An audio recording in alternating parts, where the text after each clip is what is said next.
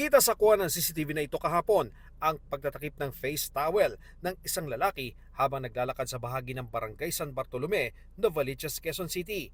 Kapansin-pansing nilagpasan niya ang nakaparadang motorsiklo na may kargang mga parsel. Pero ilang saglit pa, bumalik siya. Saka dinampot ang isang sako mula sa motorsiklo. Pagkatapos, kaswal siyang naglakad at sumakay sa pinarang jeep. Ang nahuli kam na tagpo, tangay parcel mula sa isang delivery rider. Sa North Caloocan namin natunto ng rider ng ninakawang motorsiklo na si Pipoy Kadungog.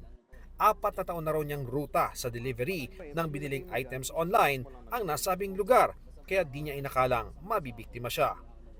Akala pa nga raw niya nung una, may nagbiro lang sa kanya na kasama. Nung na-check na po yung CCTV, kinuha na po talaga nung lalaki.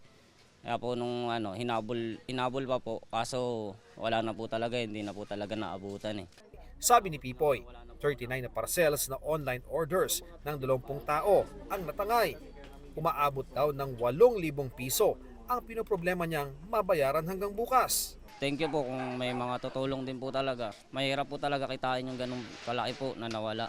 Humingi rin siya ng paumanhin sa mga customer na nawala ng parcel. Sana po maintindihan na lang po nila ako na ayun nga po, nanakawan nga po, mag-reorder na lang po sila. Check out na lang po nila ulit yung yung order nila, tapos ako na lang po magbabayad ng mga nanakaw sa kanila po. Nagpaabot din siya ng mensahe sa suspect. Mahirap po talaga kumita ng pera po eh. Sana po lawaban na lang din po tayo ng patas. Naiulat na ni Pipoy sa Barangay San Bartolome ang insidente. Patuloy naman ang paghahanap nila sa tumakas sa suspect. Lahat ng mga CCTV, mga private ng CCTV, pinupuntahan namin din para tanungin. Yun ang under ng, ayun ang po ang utos na aming barangay captain na alamin at mahuli. Isa sa mga tanod nga ng naturang barangay ang natangayan ng parcel. Tinawagan na raw siya ni Pipoy at sinabing di na siya magpapabayad sa natangay na item. Nakakuha ko naman sa state of lisensya, walang problema.